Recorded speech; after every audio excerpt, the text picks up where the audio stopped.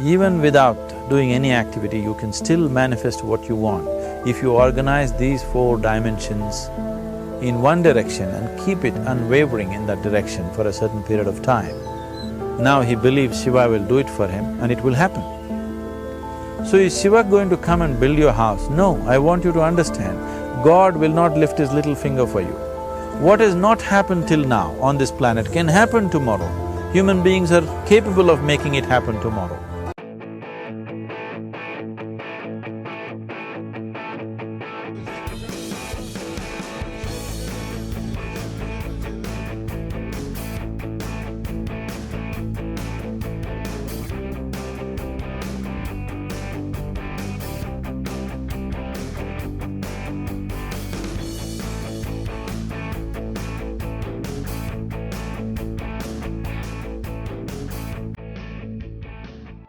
Everything we as human beings have created on this planet was essentially first created in our minds.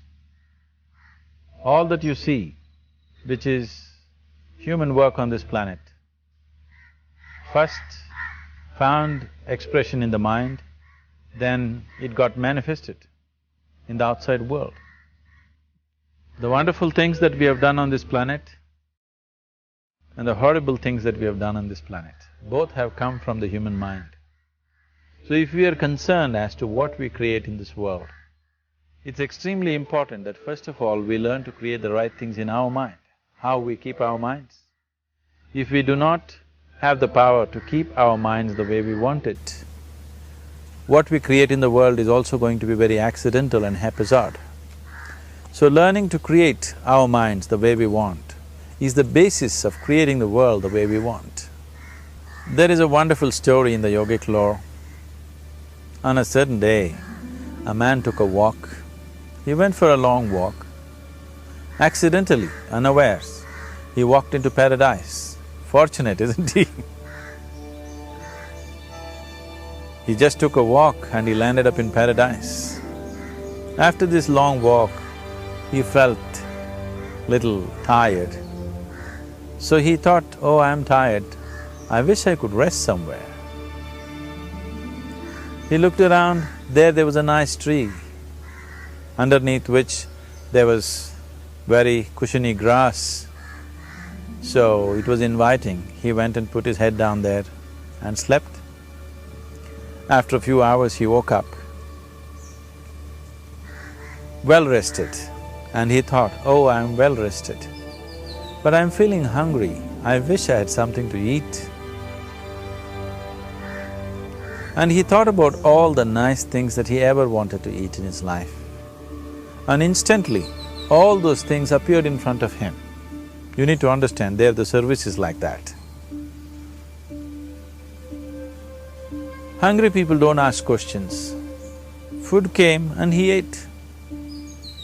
Stomach became full. Then he thought, oh, my stomach is full, I wish I had something to drink. All the nice things that he ever wanted to drink, he thought about it and all of them just appeared in front of him. Drinking people also don't ask questions, so he drank. Now with a little bit of alcohol in him, you know Charles Darwin told you, all of you are monkeys, your tail fell away, not me. Charles Darwin told you that you were all monkeys and your tail fell away and then you became human. Yes, definitely the tail fell away. But the monkey, in yoga, we always refer to an unestablished mind as markata, which means a monkey. Why we are referring to the mind as a monkey is, what are the qualities of a monkey? One thing about a monkey is, it's unnecessary movement. And another thing about the monkey is, if I say you're monkeying somebody, what does it mean? Imitation. Monkey and imitation have become synonymous. So these two essential qualities of a monkey are very much the qualities of an unestablished mind. Unnecessary movement, you don't have to learn it from the monkey, you can teach it to the monkey. And imitation is full-time job of the mind. So when these two qualities are on, a mind is referred to as a monkey. So this monkey became active within him. He just looked around, thought, what the hell is happening here? I asked for food, food came. I asked for drink, drink came. There must be ghosts around here. And ghosts came. Oh, the ghosts have come, they're going to surround me and torture me, he thought. Immediately the ghosts surrounded him and started torturing him. Then he started screaming in pain and said, oh, they're going to kill me, and he died. Just now he said he's a fortunate being. The problem is he was sitting under a kalpavriksha or a wishing tree. He asked for food, food came, he asked for drink, drink came, he asked for ghosts, ghosts came, he asked for torture, torture came, he asked for death, death happened. Now don't go looking for these kalpavrukshas in the forest. You can barely find a tree these days. A well-established mind, a mind which is in a state of samyukti, is referred to as a kalpavriksha. If you organize your mind to a certain level of organization, it in turn organizes the whole system. Your body, your emotion, your energies, everything gets organized in that direction. Once all these four dimensions of you, your physical body, your mind, your emotion and the fundamental life energies are organized in one direction, once you are like this, anything that you wish happens without even lifting a little finger actually. It would help to assist it with activity, but even without doing any activity, you can still manifest what you want if you organize these four dimensions in one direction and keep it unwavering in that direction for a certain period of time. Right now the problem with your mind is, every moment it is changing its direction. It is like you want to travel somewhere and every 2 steps if you keep changing your direction, the question of you reaching the destination is very remote unless it happens by chance. So, organizing our minds and in turn organizing the whole system and these 4 basic dimensions of who you are right now in one direction, if you do this, you are a kalpavruksha yourself. Anything that you wish will happen. Once we're empowered like this, it's very important that our physical action, emotional action, mental action and energy actions are controlled and properly directed.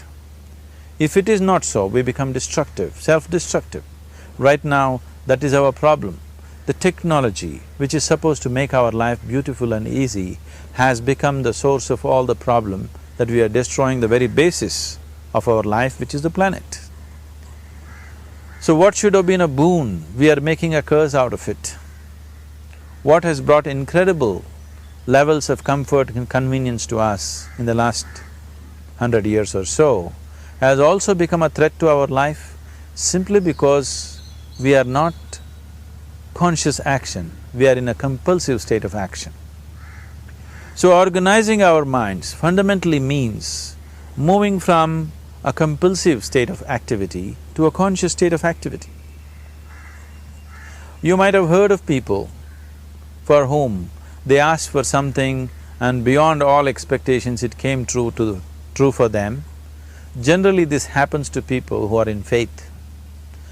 Now, let's say you want to build a house. If you start thinking, oh, I want to build a house. To build a house, I need 50 lakhs, but I have only 50 rupees in my pocket. Not possible, not possible, not possible. The moment you say not possible, you are also saying, I don't want it. So on one level, you're creating a desire that you want something, on another level, you're saying, I don't want it. So in this conflict, it may not happen. Someone who has some faith in a god or in a temple or whatever, who is simple-minded. Faith works only for those people who are simple-minded. Thinking people, people who are too much thinking, for them it never works. A childlike person who has a simple faith in his god or his temple or whatever, he goes to the temple and says, Shiva, I want a house. I don't know how, you must make it for me. Now in his mind there are no negative thoughts. will it happen, will it not happen, is it possible, is it not possible, these things are completely removed by this simple act of faith. Now he believes Shiva will do it for him and it will happen. So is Shiva going to come and build your house? No, I want you to understand, God will not lift his little finger for you. What you refer to as God is the source of creation. As a creator, he has done a phenomenal job, there's no question about it. Could you think of a better creation than this? Is it in anybody's imagination to think anything better than what is there right now? So as a creator, he has done his job wonderfully well. But if you want life to happen the way you want it, because right now, the very crux of your happiness and your well-being is this, if at all if you're unhappy, the only and only reason why you're unhappy is life is not happening the way you think it should happen. That's all it is. So if life is not happening the way you think it should happen, you're unhappy. If life happens the way you think it should happen, you are happy. It's as simple as that. So if life has to happen the way you think it should happen, first of all, how you think, with how much focus you think, how much stability is there in your thought, and how much reverberance is there in the thought process will determine whether your thought will become a reality or is it just an empty thought. Or how you do not create any impediments for your thought by creating negative thought process. This possible, is something possible or not possible, is destroying humanity. What is possible and not possible is not your business, it's nature's business. Your business is just to strive for what you want. Right now you're sitting here, if I ask you two simple questions, I want you to just look at this and answer this. Right now from where you're sitting, can you just fly off? You say no. Right now from where you're sitting, can you get up and walk? You'll say yes. What is the basis of this? Why you say no to flying and yes to walking? Because past experience of life, many times you've gotten up and walked, never did you fly off.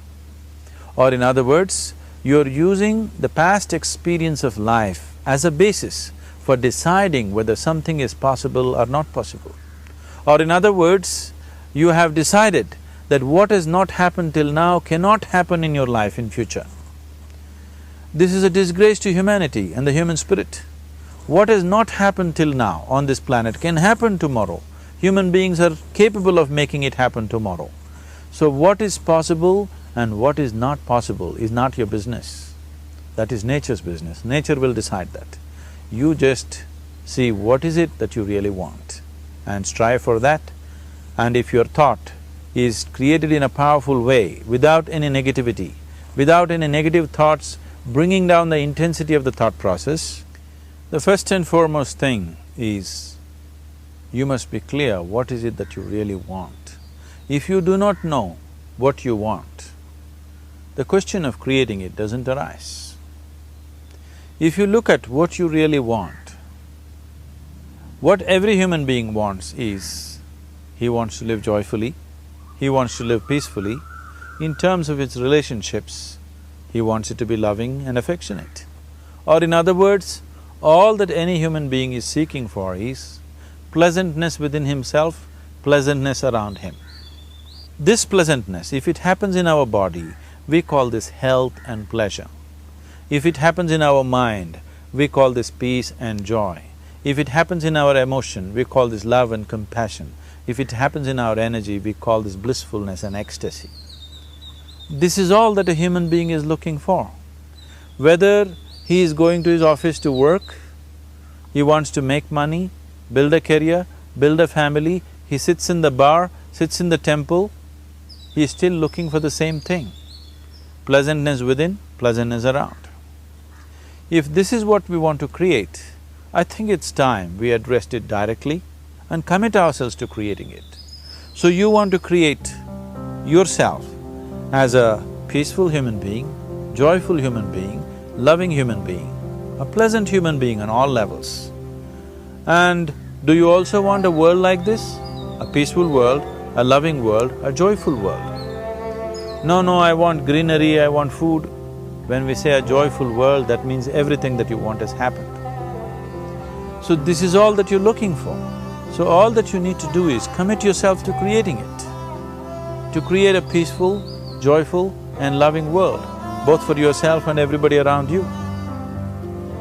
Every day in the morning, if you start your day with this simple thought in your mind, that today, wherever I go, I will create a peaceful, loving and joyful world. If you fall down 100 times in the day, what does it matter? For a committed man, there is no such thing as failure. If you fall down 100 times, 100 lessons to be learnt. If you commit yourself like this to creating what you really care for, now your mind gets organized. Once your mind gets organized, the way you think is the way you feel, your emotion will get organized. Once your thought and emotion is organized, your energies will get organized in the same direction. Once your thought, emotion and energies are organized, your very body will get organized. Once all these four are organized in one direction, your ability to create and manifest what you want is phenomenal. You are the creator in many ways. That which is the source of creation is functioning within you every moment of your life. It is just that, have you kept access to that dimension or not?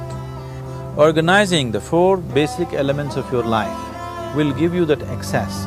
There are tools and technologies to do this. The whole science of yoga, the whole technology that we refer to as yoga is just about this, transforming yourself from being just a piece of creation to become a creator.